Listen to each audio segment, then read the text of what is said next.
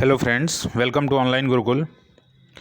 कल मैंने एक इंट्रोडक्शन वीडियो डाला था और उसमें बताया था कि ये मैं पॉलिटी की जो है लेक्चर चालू कर रहा हूँ, भारतीय संविधान से रिलेटेड लेक्चर चालू कर रहा हूँ। तो उसी संबंध में आज पहला लेक्चर मैं जो है आज आपके सामने प्रस्तुत कर रहा हूँ, आज लेकर हाजिर हूँ। और आज हम समझते हैं कुछ भारतीय संविधान के बारे में। सबसे पहले हम समझेंगे भारतीय संविधान और उसकी राज्य व्यवस्था में क्या अंतर है। संविधान और राज्य व्यवस्था दोनों अलग टर्म है, तो इसको भी हम समझेंगे। और ज़्यादा समय न जाया करते हुए हम आप शुरुआत करते हैं अपने पहले लेक्चर की। तो सबसे पहले आप जैसा हेडिंग देख रहे हैं कि संविधान और संविधानवाद में क्या अंतर है, आप हेडिंग देख रहे होंगे अपने स्क्रीन पर। तो सबसे पहले इसके लिए हमें समझना पड़ेगा कि संविधान आखिर है क्या। हम कहते तो हैं संविधान वर्ड, ये जो संविधान है, कॉन्स्टिट्यूशन वर्ड है, ये आखिर है क्या जो हम कहते हैं ये संविधान। तो इसके लिए हम चलते हैं अपने कुछ मैंने नोट्स बनाए हैं, उस नोट्स के जरिए आपको पढ़ाने के प्रयास करता हूँ। तो उसी के लिए मैं कहना चाह रहा हूँ कि संविधान कहते किसे। पहले अगर हम ये जान लेंगे तो हमें पता तो चलेगा कम से कम कि फिर हम भारत का संविधान पढ़ेंगे, अमेरिका का संविधान देख सकते हैं। तो लेकिन हमें संविधान शब्द की पहले परिभाषा तो आनी चाहिए। आप खुद से सोचिए कि आपने कॉन्स्टिट्यूशन मेरे ख्याल से कई बार पढ़ लिया होगा, या आप नई पहली बार भी पढ़ रहे हैं। तो आप एक बार दिमाग में सोचिए कि संविधान आखिर कहते किसको। भारत का संविधान हटा दीजिए, संविधान किसे कहते हैं, कॉन्स्टिट्यूशन कहते किसे हैं। तो एक बार ज़रा विचार करिए कि क्या आपको उसकी एक, अगर आपसे कोई पूछे कि इसकी एक पर्टिकुलर डेफिनेशन क्या है, तो अगर आप उसको बताने में सक्षम हैं। सोचिए, विचार करिए। चलिए आते हैं हम अपने डेफिनेशन पर कि संविधान कहते किसे हैं। तो देखिए, भारतीय संविधान का एक परिचय। तो सबसे पहले हम डेफिनेशन पर आ जाते हैं संविधान का। तो शासनिक प्रशासनिक व्यवस्था को संचालित करने वाले जिस दस्तावेज में संकलित होते हैं उस दस्तावेज को हम संविधान कहते हैं। ये तो मैंने एक डेफिनेशन बता दी। अब साधारण सी भाषा में समझिए कि जो देश का जो शासन है और प्रशासन है, शासन और प्रशासन, ये जो व्यवस्था है, अगर उसको किस तरह से संचालित किया जाए, जो नियम है, जो कायदे हैं, जो कानून है, वो जिस दस्तावेज जिस किताब में लिखा होगा उसे हम संविधान कहेंगे। ठीक है, चाहे वो भारत का हो, चाहे वो अमेरिका का हो, चाहे फ्रांस का हो, चाहे जर्मन का हो, चाहे पाकिस्तान, कहीं का भी हो। तो वो उस तरह से उसके शासनिक प्रशासनिक व्यवस्था के विषय में जो नियम कायदे कानून बने होंगे, जिस किताब में संकलित होंगे, उसे हम संविधान कहते हैं। अब सिंपल सी भाषा समझिए कि जैसे आप पॉलिटी की बुक लेकर आते हो, तो पॉलिटी की बुक लेकर आते हो तो उसमें क्या रहता है, आपके राज्य व्यवस्था के बारे में डिटेल रहती है कि संविधान क्या है, संविधान का डेवलपमेंट कैसे हुआ, कौन सा आर्टिकल से प्रधानमंत्री की निर्वाचन होता है, किस आर्टिकल से राष्ट्रपति की नियुक्ति होती है, राज्यपाल की नियुक्ति होती है, आपातकाल के क्या नियम है। मतलब इस तरह से आप एक राज्य व्यवस्था की बुक लेकर, ऐसे आप हिस्ट्री की बुक लेके आए तो उसमें हिस्ट्री के पीछे से लेके एंशियंट मेडिवल, उन सब चीज़ों का एक संकलित वेल मैनर्ड में संकलित जो है चीज़ें रहेंगी, तो उसे हम क्या कहते हैं, हिस्ट्री की बुक कहते हैं। इसी तरह से इकोनॉमिक्स में ले आए, पहले आपने इकोनॉमिक्स क्या, अर्थव्यवस्था क्या, उसको समझा, फिर धीरे धीरे आप अर्थव्यवस्था के बेसिक्स को जानते हुए आगे बढ़े। तो इस तरह से एक बुक में संकलित हुआ वो, तो इन चीज़ों को फिर आपने इकोनॉमिक की बुक कही। इसी तरह से जब शासन प्रशासन व्यवस्था की कोई भी चीज़, नियम कायदे में जिस दस्तावेज में संकलित होंगे उसे हम संविधान कहेंगे। एक तरह से हम और कह सकते हैं कि संविधान एक वह वैधानिक दस्तावेज है जो उस देश की जनता के विश्वास एवं आकांक्षाओं को प्रतिबिंबित करता है। समझ रहे हैं आप? संविधान वह वैधानिक दस्तावेज है जो उस देश की जनता के विश्वास एवं उसकी आकांक्षाओं को प्रतिबिंबित करता है, मतलब रिफ्लेक्ट करता है कि उस देश के लोगों की आकांक्षाएं क्या हैं, इच्छाएं क्या हैं, और उस जनता का विश्वास क्या है अपने देश के शासन प्रशासन व्यवस्था में। ठीक है, तो हमने इस तरह से समझा। अब देखिए, फिर अब हम आ जाते हैं पॉलिटी पे, मतलब राज्य व्यवस्था जो हम कहते हैं। देखिए, टर्म में डिफरेंस है, टर्म में डिफरेंसेस हैं। संविधान अलग है, राज्य व्यवस्था अलग है। संविधान एक दस्तावेज हो गया, और उस दस्तावेज को जो व्यवहारिक स्वरूप वो लेता है उसको हम राज्य व्यवस्था कहते हैं। ठीक है, सिंपल सी बात यह है कि जो भी कानून मान लीजिए गवर्नमेंट ने लागू किए, वो बिल या ड्राफ्ट बन गए। अब क्या हुआ, जब वो कानून धरातल स्तर पर उतरते हैं, व्यवहारिक जीवन में उतरते हैं, आप पर हम पर लागू होते हैं, तो वो उन कानूनों के तहत जो शासन किया जाता है वो राज्य व्यवस्था कहलाती है, जिसे हम पॉलिटी कहते हैं। तो इस तरह से हम कह सकते हैं कि संविधान एक सैद्धांतिक स्वरूप है और राज्य व्यवस्था एक व्यवहारिक स्वरूप है।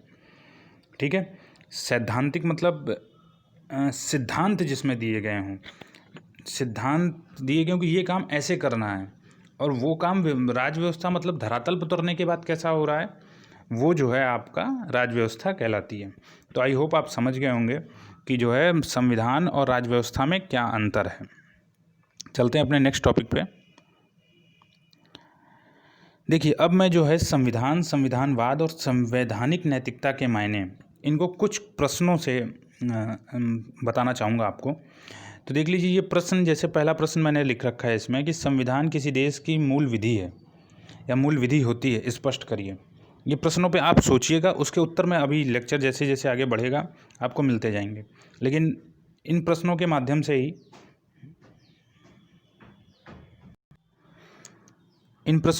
से ही हम जो है अपने आगे टॉपिक को समझेंगे। तो दूसरा क्वेश्चन देख लीजिए, इसमें है अधिनियमित तथा अभ्युदित संविधान में फ़र्क करें।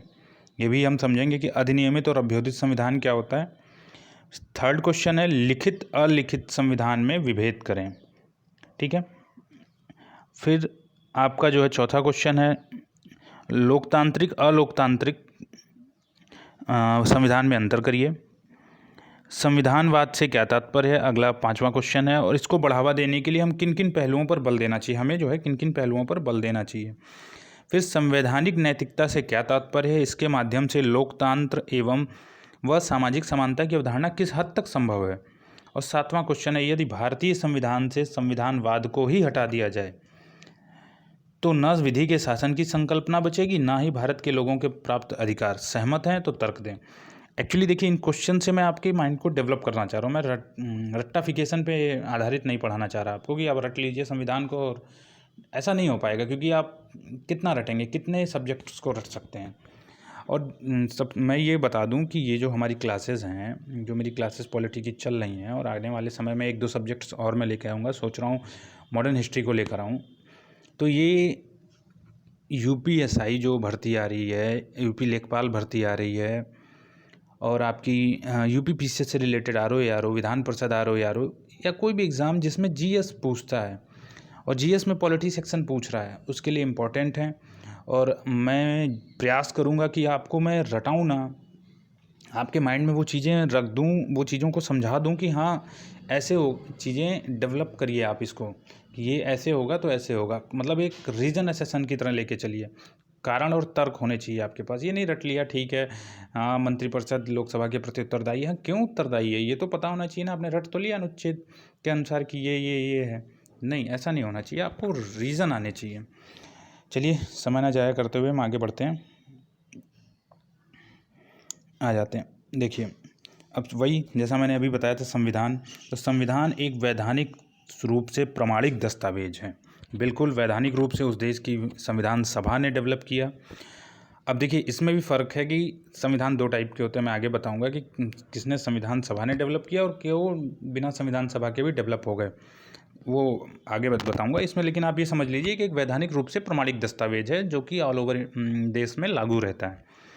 देश की सेकंड पॉइंट है, देश की शासनिक प्रशासनिक व्यवस्था को संचालित करने वाले सिद्धांत समाहित रहते हैं, जैसा कि मैं ऊपर आपको एलिब्रेट कर चुका हूँ।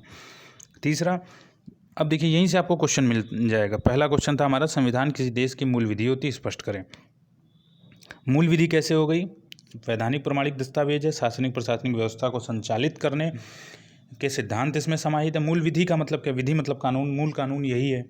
अब उसी से ही कानून से निकलते हैं, जो भी हम नए बिल ड्रॉ करते हैं, नए बिल लेकर आते हैं, नए अमेंडमेंट लेके आते हैं, वो संविधान से तो रिलेटेड होते हैं।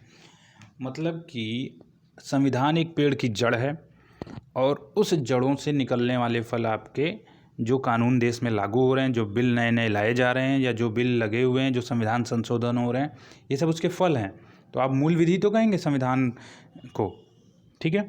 अगले पॉइंट पर हम आते हैं कि यह देश की मूल विधि या मौलिक विधि के रूप में जाना जाता है। संविधान एक सजीव निकाय है, यह एक ऑर्गेनिक इंटेंटिटी है। अब सजीव निकाय कैसे है, मैं उसको आपको अभी समझाता हूँ इस पॉइंट के बाद। संविधान हमेशा गचित अवस्था या चलायमान अवस्था में रहता है। देखिए क्या है, सजीव निकाय इसलिए कहा गया क्योंकि देखिए निर्जीव है जिसमें परिवर्तन नहीं होते हैं। आप समझ रहे हैं बात को, कि जैसे कोई चीज़ निर्जीव है, मान लीजिए आपके सामने रखा हुआ आपका टेबल है, तो वो एक निर्जीव निकाय है। क्यों? क्योंकि उसमें आप चेंजेस नहीं कर सकते। चेंजेस करेंगे तो टूट जाएगा, आपको उसकी फर्निशिंग करनी पड़ेगी, चेंजेस करने के लिए मे बी टूट जाए। लेकिन संविधान क्या है, या कोई भी बुक है आप लेकर आए, उसको आप चेंज नहीं कर सकते, आप उसको नए तरीके से एडिट कर सकते हैं। लेकिन संविधान क्या है, ये आप संशोधन कर सकते हैं। क्योंकि अब देखिए सजीव कैसे हुआ, इसमें परिवर्तन आप कर रहे हैं। क्या कर रहे हैं आप, 368 के तहत संविधान संशोधन कर दे रहे हैं। आप किसी भी चीज़ की मूल विधि को आप अनुसूचियों में डाल दे रहे हैं कि नहीं, इसमें हम संशोधन नहीं करेंगे, हम ऐसा करेंगे, हम ये आर्टिकल हम अब इस व्यवस्था के अंतर्गत, वर्तमान व्यवस्था में ये सही नहीं है, हम इसको लागू नहीं करेंगे, या ये नए आर्टिकल्स को लागू करेंगे, ये इस अनुच्छेद के तहत हम नए कानून को लाएंगे। तो ये सब चीज़ें क्या हैं, ये इसके सजीव निकाय होने की अवस्था को दर्शाता है। ठीक है। अब और लास्ट पॉइंट हमारा है कि संविधान में सरकार के द्वारा विभिन्न शक्तियों की सीमा निहित की गई है। ठीक है, बिल्कुल निहित की गई कि आप इस हद तक ही कानून में चेंजेस कर सकते हैं।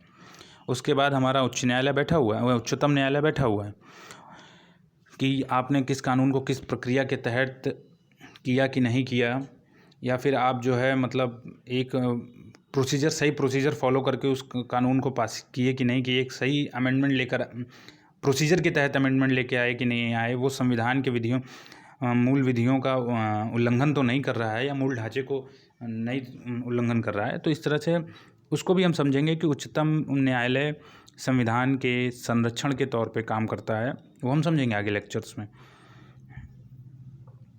अब देखिए हम आ जाते हैं संविधान के वर्गीकरण में। उसमें एक पॉइंट भी है, लिखित अलिखित संविधान है। संविधान के वर्गीकरण में ये है कि ये लिखित और अलिखित दो टाइप के होते हैं। लेकिन उससे पहले हम एक पॉइंट और समझ लेते हैं कि संविधान जो है राज्य व्यवस्था की प्रकृति को भी बताता है।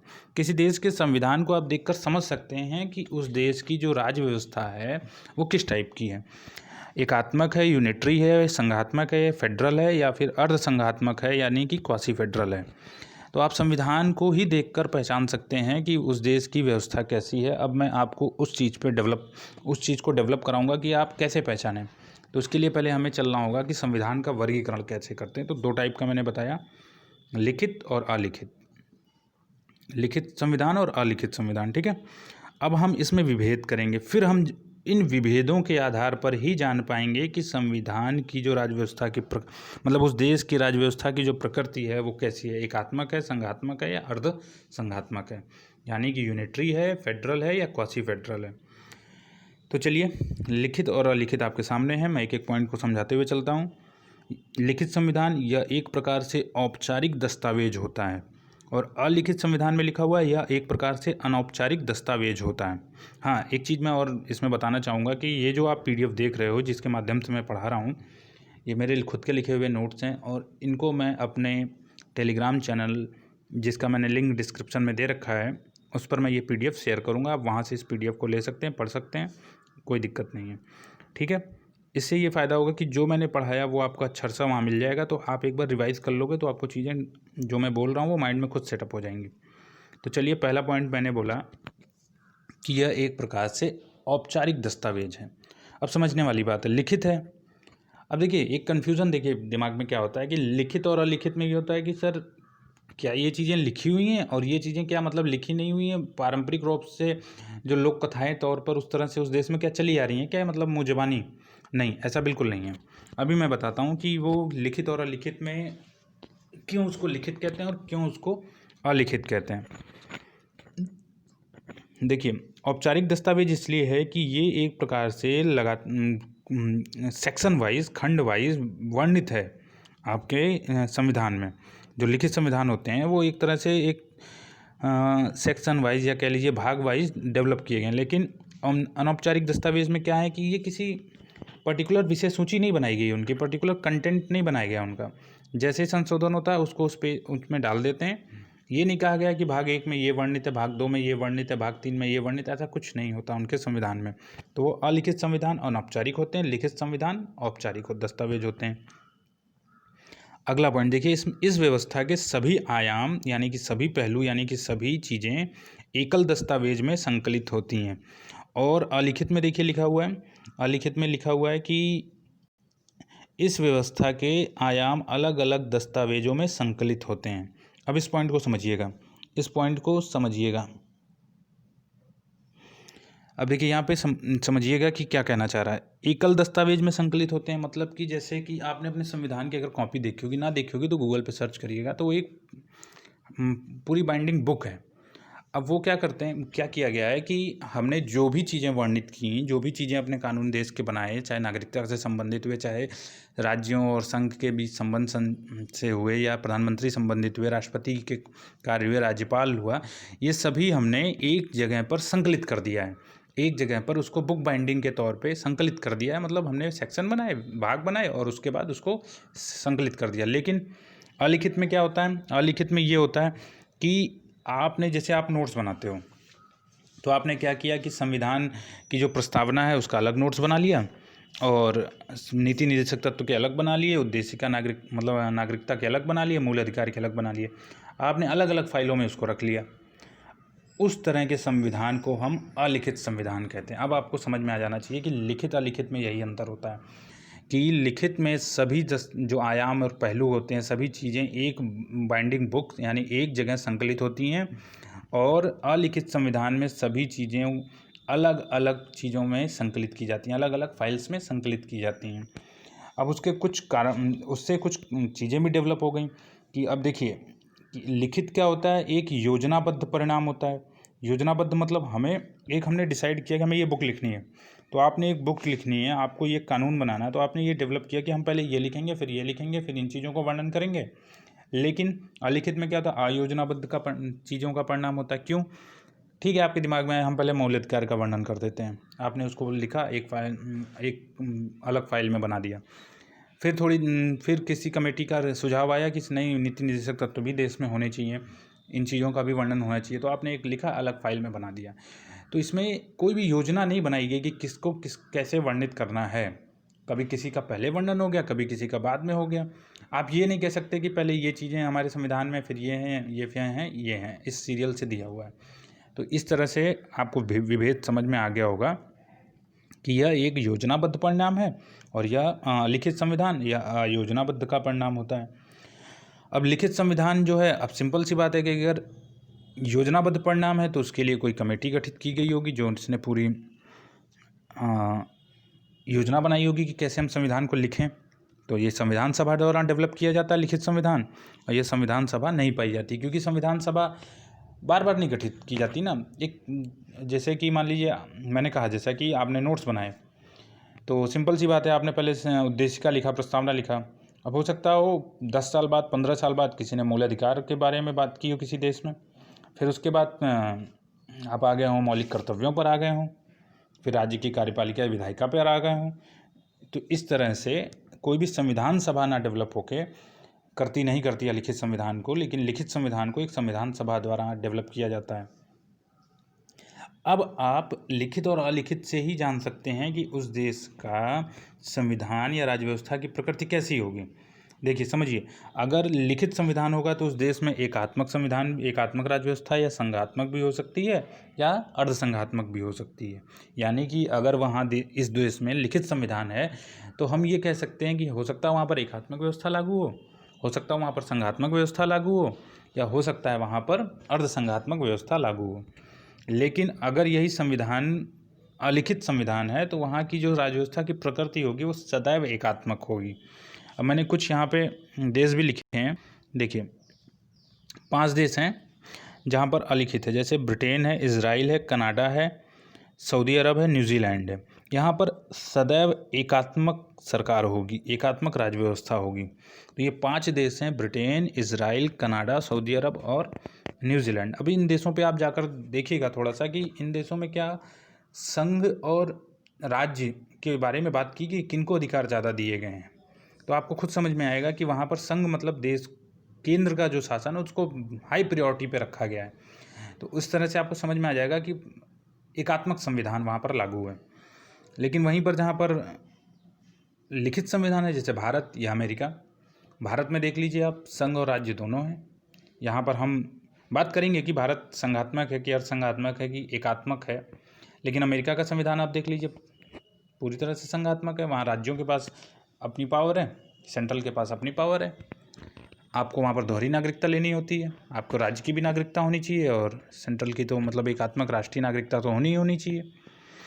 ठीक है, इस पॉइंट के बाद हम अगले पॉइंट पर बढ़ते हैं कि अगर लिखित संविधान है तो वहाँ पर जो न्यायपालिका है वो हमेशा विधायिका और कार्यपालिका से अपर प्रायोरिटी में रहेगी, मतलब उसको प्रायोरिटी हमेशा ऊपर दी जाएगी। अब इस बात से आप समझ सकते हैं कि हमारे देश में यहाँ पर भी थोड़ा सा भारतीय संविधान में भारत के जो संविधान सभा थी उन्होंने क्या किया कि उन्होंने संघात्मक और एकात्मक यानी अध्याचात्मक फॉर्म में से बीच का रास्ता निकाला। तो इस वजह से उसमें आपको समझ में आएगा कि भारत में कहीं कहीं पर न्यायपालिका थोड़ा सा विधायिका और कार्यपालिका से पीछे है और कहीं पर किसी संबंधित कानून में आगे है, लेकिन अमेरिका में ऐसा नहीं है। अमेरिका में क्या है, अमेरिका का जो संविधान है वहाँ पर न्यायपालिका क्योंकि लिखित संविधान है तो वहाँ पर न्यायपालिका हाई प्रायोरिटी पर है। वो किसी भी कानून की समीक्षा करेगी, अगर उसको लगेगा कि संविधान के मूल ढांचे से अलग है निरस्त कर देगी।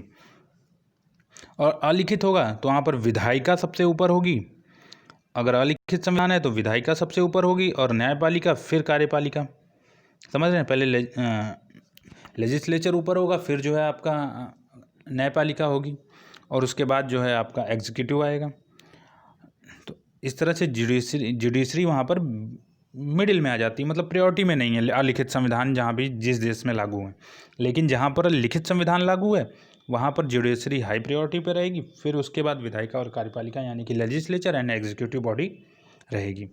ठीक है, अब देखिए वहीं पर एक क्वेश्चन था ना कि अधिनियमित और अभ्युदित संविधान। तो अधिनियमित संविधान की हम देखिए यहाँ पर अब बात करें तो धीरे धीरे आपके क्वेश्चन जो मैंने दिए थे वो डाउट क्लियर होते जाएंगे। ये अधिनियमित संविधान दिया हुआ है और ये अभ्युदित संविधान है।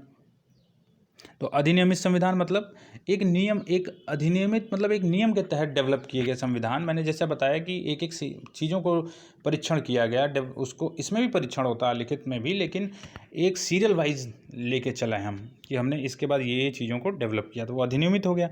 और ये क्या होता है कि जो अलिखित संविधान होता है, अलिखित संविधान, वह सदैव सतत रूप से सृजन की अवस्था से गुजरता रहता है। सिंपल सी बात है कि आपने नोट्स बनाए तो आपने एक साइड में पेजेस छोड़ रखे कि ठीक है हमें कहीं और कुछ इन्फॉर्मेशन मिलेगी, या हो सकता है मैं जैसे पढ़ा रहा हूँ उसके बाद आपको कुछ एक्स्ट्रा इन्फॉर्मेशन मिल जाए, तो आप क्या करोगे पुराने ही नोट्स में उसको लिख लोगे। तो इससे क्या है कि आप सदैव उसको सृजन यानी सदैव एडिटेबल जिसे कहते हैं उस अवस्था से गुजार रहे हो कि ये एडिटेबल सदैव रहेगा, जब चाहे तब आपने टाइप मारा, ठीक है ये चीज़ें नई चीज़ें जुड़ गई। लेकिन ऐसा नहीं है, हमारे अधिनियमित होता मतलब इसमें आपको फिर पुरानी कॉपी तो है, इसमें फिर आपको नई कॉपी लानी पड़ेगी, उसमें फिर नए संशोधन को लिख के जोड़ना पड़ेगा। अब इसमें क्या है भाई, आपने साइड में पेजेस लगा दिए अलग से अलिखित, क्योंकि आपने एक फाइल बना रखी है, तो बस यही फ़र्क है, आप समझ रहे होंगे। अब देखिए अलिखित संविधान है तो उसमें संविधान के जो प्रावधान है वो नम्य हो सकते हैं यानी लचीला भी हो सकता है, अनम्य यानी कठोर भी हो सकता है, और नम्य और अनम्य का मिश्रण हो सकता है लिखित संविधान। अलिखित संविधान के जो प्रावधान होंगे वो हमेशा नम्य होंगे यानी लचीले होंगे। अब देखिए जो अलिखित मैंने बताया ना कि अलिखित संविधान के जो प्रावधान होंगे वो नम्य यानी लचीले भी हो सकते हैं, अनम्य यानी कठोर भी हो सकते हैं, या फिर अनम्य और नम्य दोनों हो सकते हैं, कठोर या लचीले दोनों हो सकते हैं। परंतु अलिखित संविधान होगा तो उसके जो प्रावधान होंगे वो सदैव नम्य होंगे। तो अब इन चीज़ों को पढ़ने के बाद आप समझ गए होंगे कि किसी भी संविधान को देखकर आप उसकी राज्य व्यवस्था की प्रकृति को कैसे बता सकते हैं। आपने देखा भैया लिखित है कि अलिखित है, लिखित है हाँ तो भैया अनम्य भी हो सकता है, नम्य भी हो सकता है, या दोनों में से एक हो सकता है, संघात्मक भी हो सकता है, एकात्मक भी हो सकता है, या अर्धसंघात्मक भी हो सकता है। लेकिन अलिखित है तो सदैव नम्य प्रावधान होंगे और एकात्मक व्यवस्था वहाँ पर होगी। आप इसको देख, जैसे मैंने बताया ब्रिटेन है, इजराइल है, कनाडा है, सऊदी अरब है, तो ये जो देश हैं इनमें जो है आपकी राज्य व्यवस्था की जो प्रकृति है, न्यूजीलैंड है इसमें एकात्मक है क्योंकि वहाँ पर अलिखित संविधान है। अब जाइए कुछ फैक्ट्स पे आते हैं, जैसे ऐसा अलिखित संविधान जिसके समस्त प्रावधान कठोर हैं, ऐसे देश का यूएस, अमेरिका। ऐसा लिखित संविधान जिसके समस्त प्रावधान लचीले हैं, श्रीलंका। ऐसा लिखित संविधान जिसके प्रावधान नम्य और अनम्य, लचीले एवं कठोर दोनों हैं, जिसमें हम रहते हैं, हमारा प्यारा भारत। और विश्व व्यवस्था को लोकतंत्र विधि के संकल्पना एवं संरचनात्मक शासन की देन, यानी कि कह सकते हैं कि सबसे पहले जो संसदनात्मक व्यवस्था या ये लोकतंत्र, इन सब चीज़ों को डेवलप करने वाला पहला देश कौन सा है, तो भैया वो हमारा इंग्लैंड है। इंग्लैंड में ही सबसे पहले इन चीज़ों की शुरुआत हुई थी। तो मैं आशा करता हूँ कि आपको ये चीज़ें एकदम समझ में आई होंगी कि क्या अंतर है इन चीज़ों में। तो आज के लेक्चर को यहीं तक रहने देते हैं, फिर हम कल आपको फिर आगे पढ़ेंगे इस पर कि हमारा जो संविधान है उसकी क्या विशेषताएं हैं, या आई होप मैं शाम तक लेक्चर डाल दूं इस पर।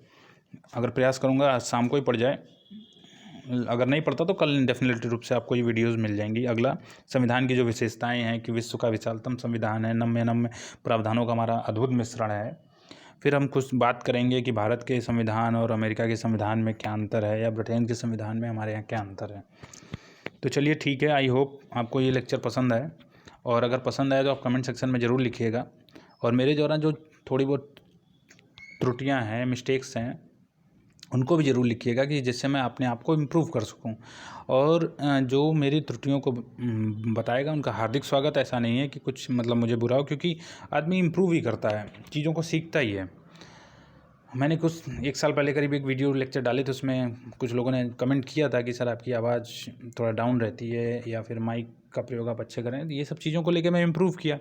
अब आप फिर डालेंगे कि मतलब क्या दिक्कत है, आप सुनिए लेक्चर को ध्यान से, और क्या दिक्कत है, कहाँ पर क्या दिक्कत है। मैं थोड़ा फास्ट हो जा रहा हूँ, क्योंकि मुझे लग रहा है मैं थोड़ा फास्ट हो रहा हूँ, या फिर थोड़ा स्लो करूँ। तो इस तरह से आप कमेंट सेक्शन में ज़रूर लिखिएगा, और चैनल को सब्सक्राइब कर लीजिएगा, बेल आइकन को ज़रूर दबा लीजिएगा, जिससे मेरा नेक्स्ट वीडियो जब भी पड़े तो आपको मिल जाए। और जो भी प्रश्न हो वो कमेंट सेक्शन में ज़रूर लिखिएगा, जहाँ पर आपको दिक्कत हुई हो कि हाँ यहाँ पर सर हमें दिक्कत हुई, तो मैं उसको दोबारा कल अपने लेक्चर में ज़रूर समझा दूँगा। चलिए, थैंक यू वेरी मच। आपने सुना। ओके, धन्यवाद।